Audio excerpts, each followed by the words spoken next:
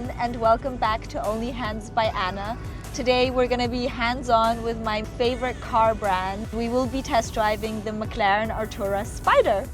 McLaren was founded in 1963 by a New Zealander named Bruce McLaren, who very tragically died in a testing accident in 1970. In 1985, McLaren Cars was reformed to produce luxury road vehicles like this one.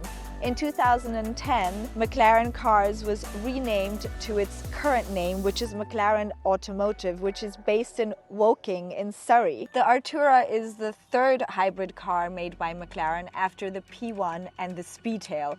The Speedtail being my absolutely most favorite McLaren model. The name Artura stems from a combination of the words art and future. The Artura inaugurates a new carbon-fired chassis called MCLA, which stands for McLaren Carbon Lightweight Architecture. The point of making the Artura hybrid was not to go green, but to enhance the car's performance. Electric engines have more torque upon acceleration, so this car is taking the best from both worlds.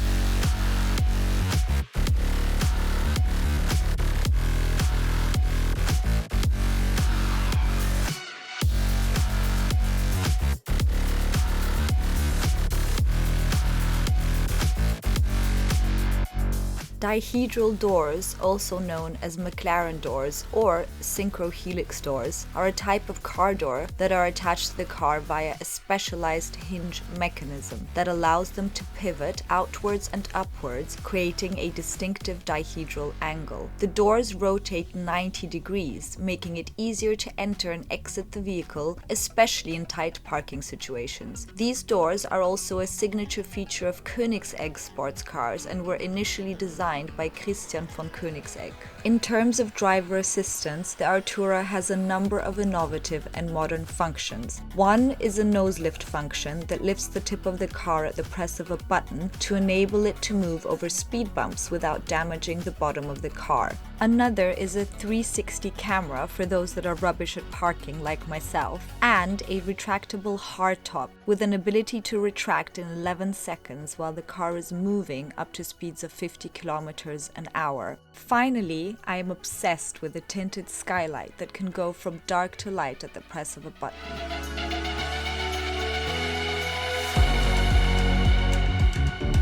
Welcome to the famous Only Hands Stiletto test. How does this car drive in a very high heel? Today I am wearing beautiful specimens by Yves Saint Laurent. So follow me and let's have a look. So my problem generally is that I'm quite short, which means that my legs are quite short. Also, this car has a manual clutch that brings you forward. It's not automatic. But if I'm all the way forward, then I can reach the brake and the acceleration quite well. So shouldn't be a problem.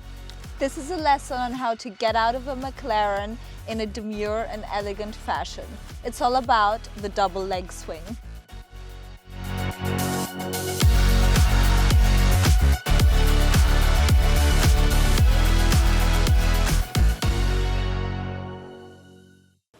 Welcome to day 2 of our time with the McLaren Artura Spider. Unfortunately, the weather isn't as great as yesterday. As you can see, it's raining, but I still wanted to take the time to talk about a very important thing in the Only Hands supercar repertoire, which is about the overhead mirrors. Now, as a woman, it's very important for me to have overhead mirrors to do my makeup in. In a lot of these supercars, overhead mirrors are not included due to the lack of space. Now, initially, I thought that this would be the fact for the McLaren Artura Spider. If you put down the overhead compartment here, there's nothing there. But in fact, there is a mirror, it's just hidden, and it can be pushed down here. And while it is quite small, it's still there. So thank you, McLaren.